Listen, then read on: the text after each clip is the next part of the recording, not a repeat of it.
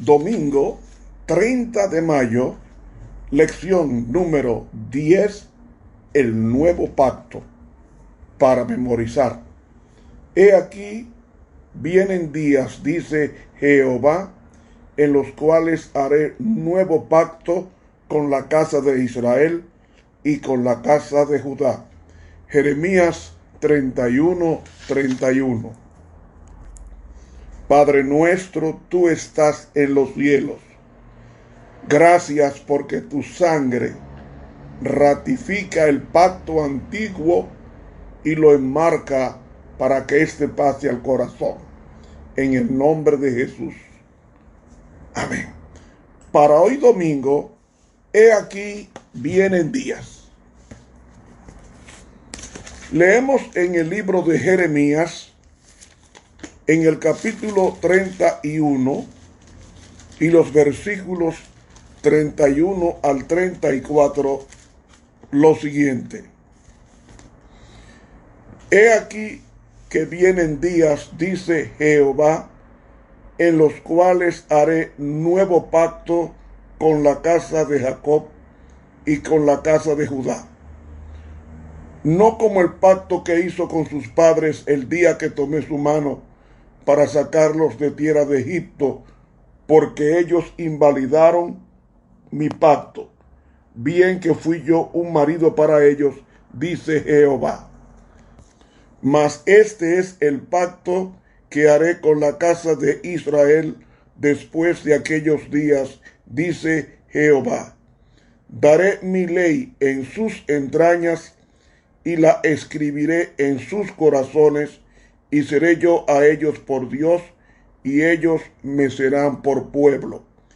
Y no enseñará más ninguno a su prójimo, ni ninguno a su hermano, diciendo, conoce a Jehová, porque todos me conocerán, desde el más pequeño de ellos hasta el más grande, dice Jehová, porque perdonaré la maldad de ellos y no me acordaré más de su pecado.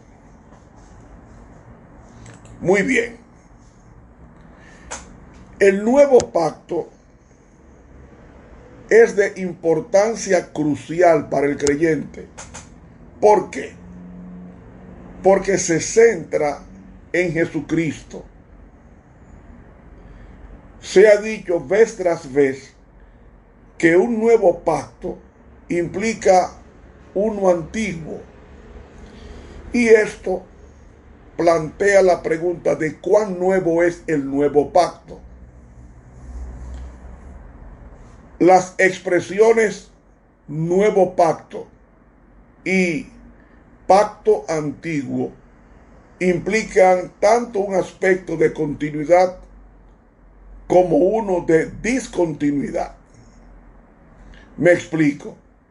La continuidad entre los dos pactos, nuevo y antiguo, está ciertamente implícito en la fraseología misma, la palabra pacto en ambos. Pacto es convenio, acuerdo. Los diversos puntos de discontinuidad entre el nuevo pacto y el pacto antiguo descansan principalmente en los adjetivos nuevo y viejo. En nuestro estudio del nuevo pacto, intentaré investigar las diferencias entre los respectivos pactos. En investigaciones parecidas, algunos teólogos y estudiantes de la Biblia han usado la expresión pacto de obras para designar al pacto antiguo. Del mismo modo, ellos designan al nuevo pacto con el término de pacto de gracia. Y el nuevo pacto es virtualmente considerado idéntico con el pacto de gracia. Las dos palabras, gracia y obras, indican para muchos intérpretes la distinción radical entre dos caminos de salvación. Supuestamente, un camino por el que somos salvos es mediante obras meritorias. El otro camino es mediante la gracia de Dios otorgada en Jesucristo. Los que hacen la distinción entre el pacto de gracia y el pacto de obras generalmente se refieren a este último como el período que comenzó en el monte Sinaí y suponen que Dios proyectó que Israel se salvara por las obras. Es decir, su punto de vista es que Israel fue salvo por obras y obediencia. Y en su perspectiva, el pacto de gracia designa la salvación por gracia, una salvación en la que las obras no tienen una cualidad meritoria ni salvadora. Puede sorprender aún a los estudiantes cuidadosos de la Biblia saber que la designación de nuevo pacto aparece solamente una vez en el Antiguo Testamento. El gran profeta Jeremías, que profetizó en los últimos días del reino de Judá, cuando el pueblo de Dios estaba a punto de ser llevado al cautiverio babilónico, anunció mediante la palabra de Dios que vendría un nuevo pacto, porque dice: he aquí que vienen días, dice Jehová, en los cuales haré nuevo pacto con la casa de Israel y con la casa de Judá, no como el pacto que hice con sus padres el día que tomé su mano para sacarlos de la tierra de Egipto, porque ellos invalidaron mi pacto, porque fui yo un marido para ellos, dice Jehová. He leído a Jeremías 31, 31 y 32.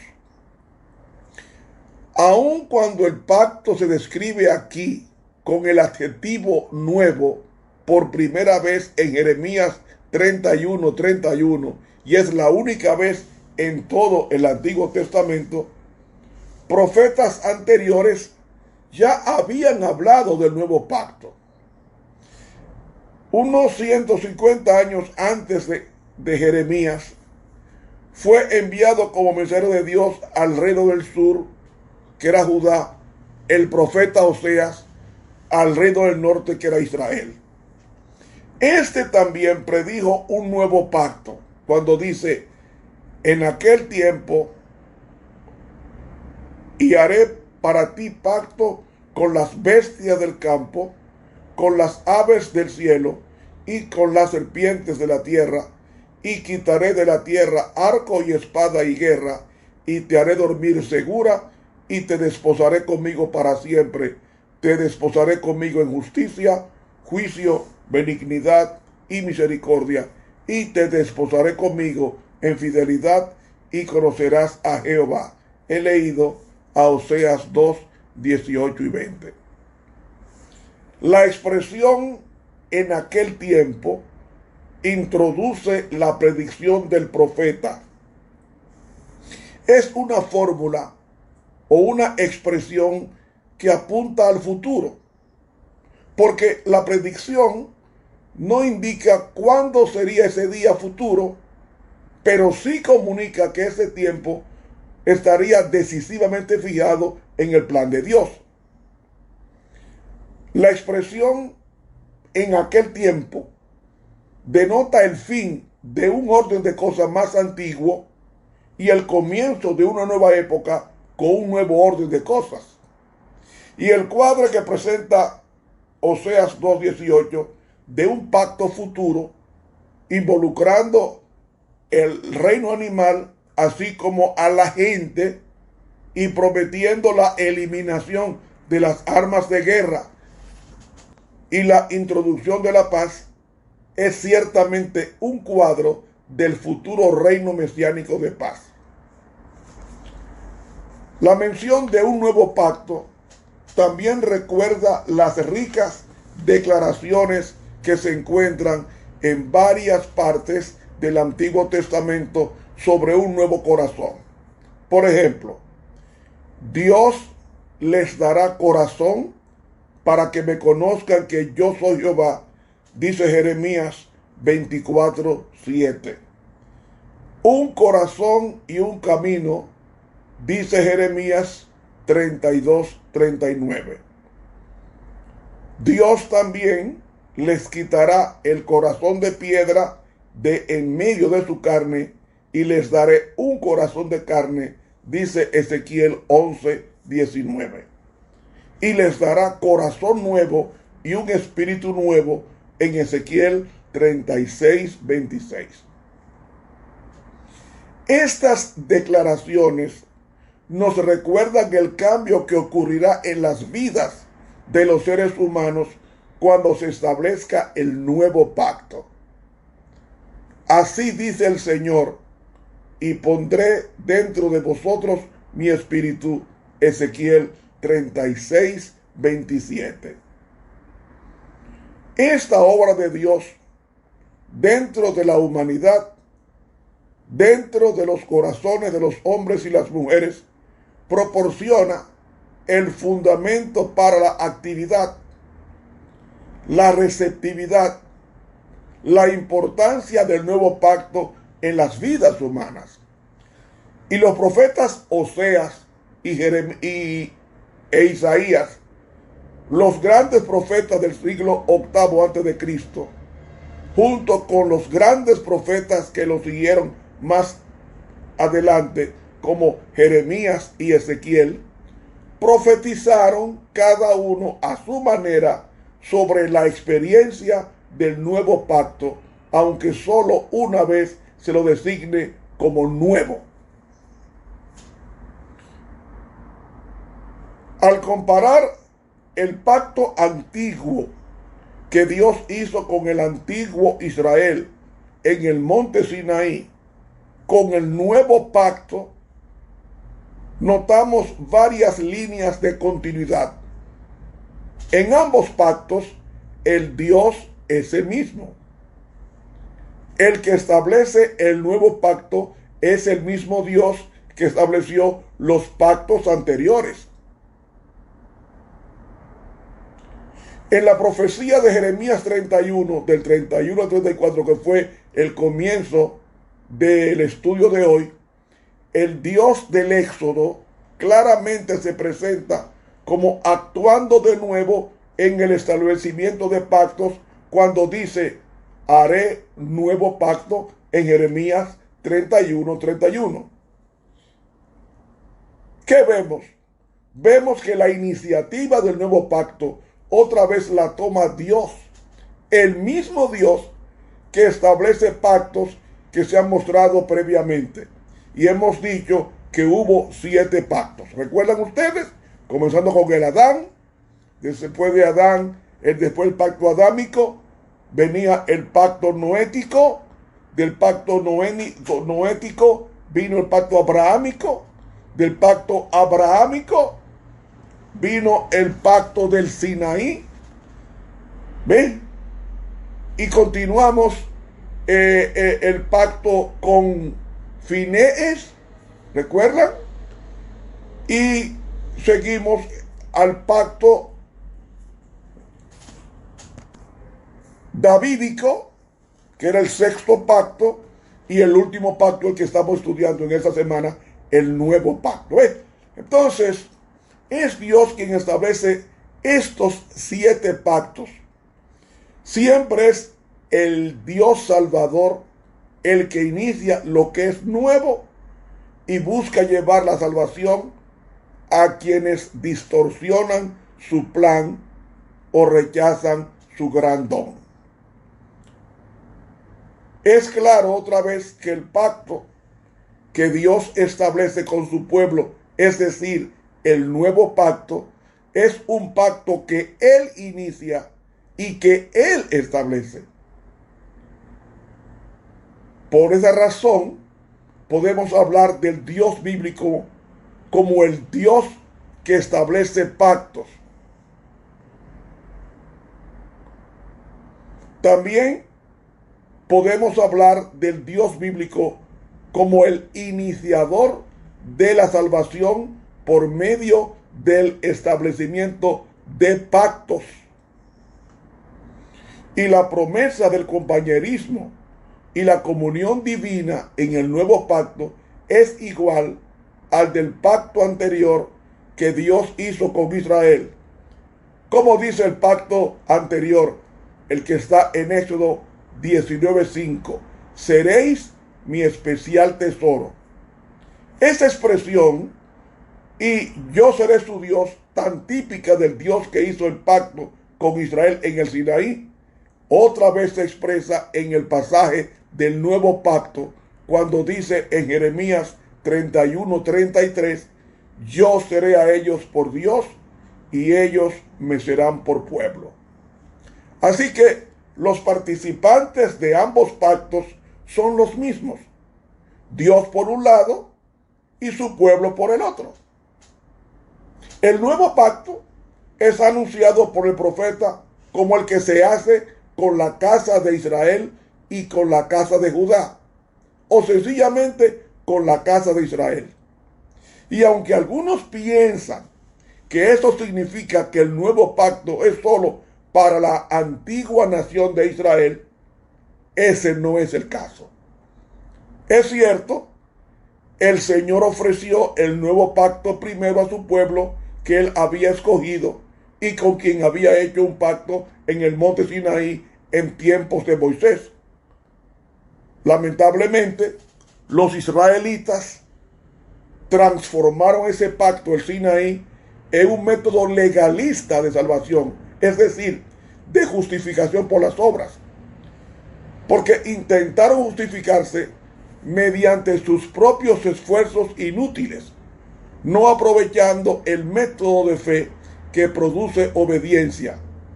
Y en la fe, obediencia, las obras y buenas acciones de la persona obediente no hacen que ella merezca la salvación, sino que son el resultado de una salvación otorgada y dada por Dios. ¿Me están siguiendo la idea?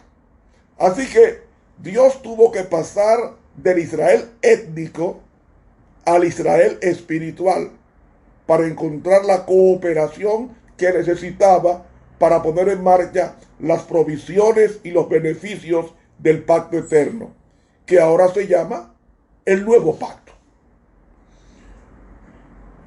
Los participantes humanos del nuevo pacto de Dios son ahora los que tienen la ley de Dios escrita no en tablas de piedra, sino dentro de sus corazones, sin tomar en cuenta su origen étnico, porque dice Jeremías 31:33, la escribiré en su corazón.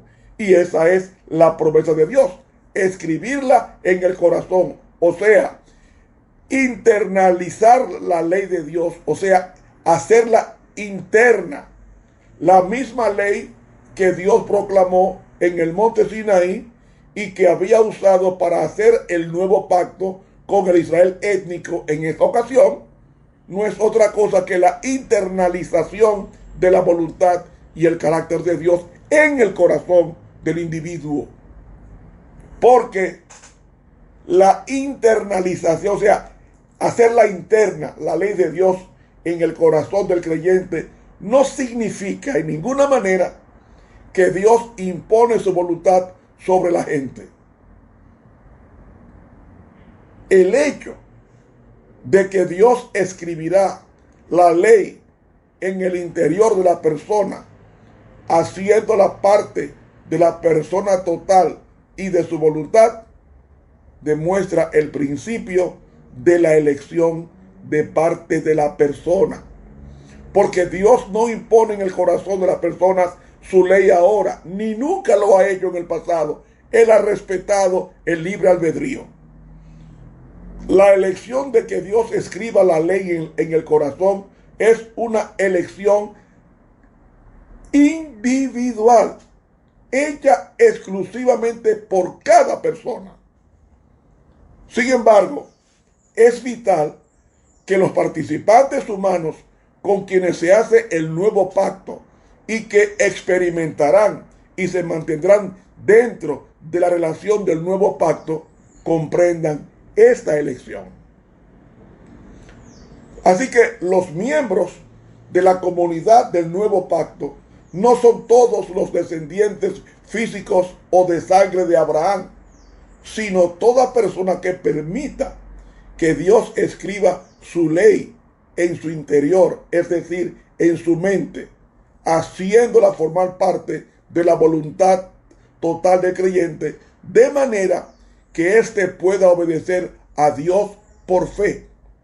Y de este modo, la elección que permite que la ley se escriba sobre el corazón identifica a esa persona como miembro del Israel espiritual de Dios, donde la descendencia física no tiene ningún valor.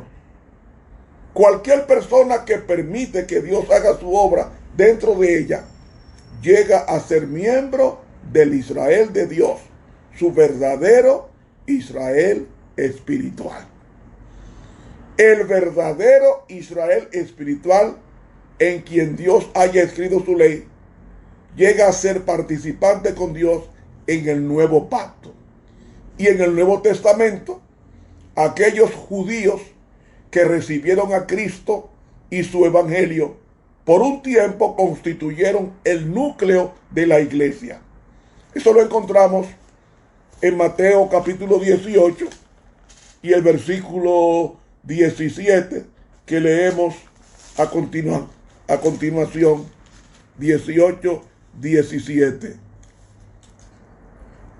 Y si no hiere a ellos, dilo a la iglesia, y si no hiere a la iglesia, tenle por étnico y publicano. De este modo, la continuidad entre el Israel literal y el pueblo de Dios, el remanente escogido por gracia, como dice Pablo en Romanos 11, está claramente indicada en el Nuevo Testamento. Los judíos incrédulos, por otro lado, son descritos como endurecidos en Romanos 11, que no forman parte del verdadero Israel. Y los gentiles que antes no creían, aceptaron el evangelio y fueron injertados en el verdadero pueblo de Dios, una comunidad compuesta por creyentes de cualquier origen étnico, como nos dice Romanos 11. Y de este modo, los gentiles que en aquel tiempo estaban sin Cristo, alejados de la ciudadanía de Israel y ajenos a los pactos de la promesa, como dice Pablo, fueron traídos cerca por la sangre de Cristo y ahora ya no son extranjeros ni advenedizos, sino conciudadanos de los santos y miembros de la familia de Dios. Y Cristo es el mediador del nuevo pacto para todos los creyentes, sean estos judíos o gentiles, sean estos negros o blancos, sean estos amarillos o pardos, sean estos hombres o mujeres. La ley en ambos pactos es la misma.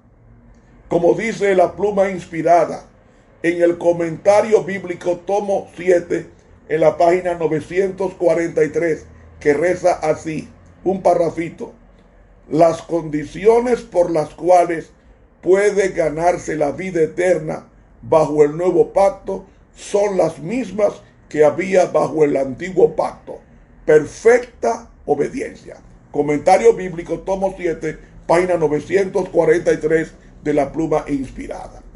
Llegando al resumen de este estudio, ¿qué pasa con el antiguo pacto?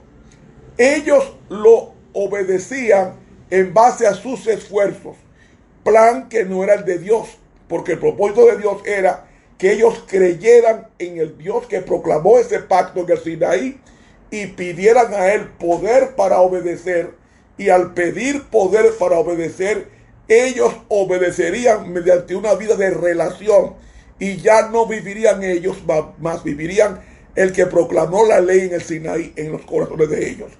Entonces, ese pacto que en el principio fue de fe, ellos lo tomaron por las obras y pensaron todo lo que Jehová diga, eso haremos. Esto es por las obras. Pero si ellos hubiesen dicho todo lo que Jehová ha dicho, con su Santo Espíritu podremos vivirlo, porque todo lo puedo en Cristo que me fortalece. Y en esa condición, entonces el pueblo de Dios hubiese vivido por fe, y ese pacto antiguo pasaría a ser nuevo, porque pasaría al corazón del creyente, que era la intención prístina de Dios en cada creyente. Se acabó el tiempo. Que Dios nos bendiga. Continuamos mañana. Te habló por hoy el profesor Ramón Romero.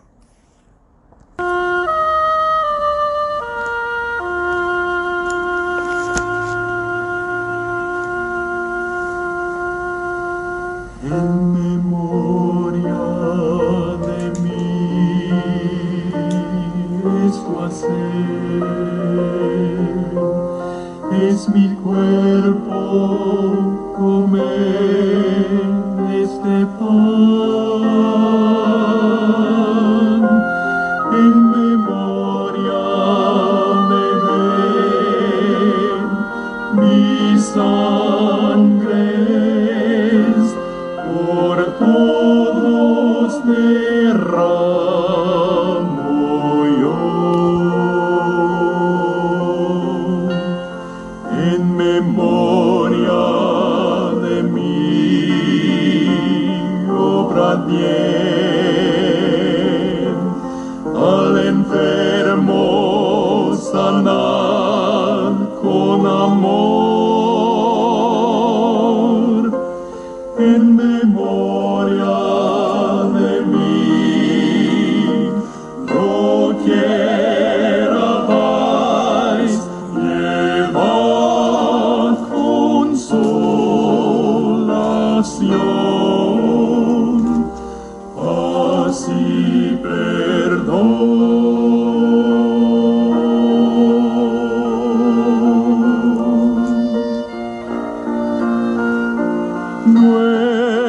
Nuevo pacto hago hoy, mi sangre y cuerpo os doy,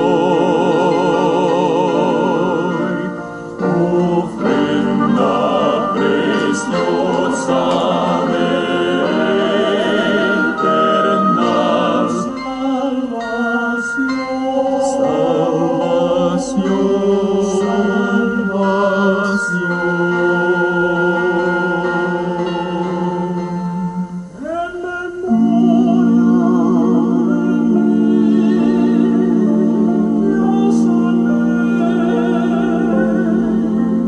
como yo con amor fraternal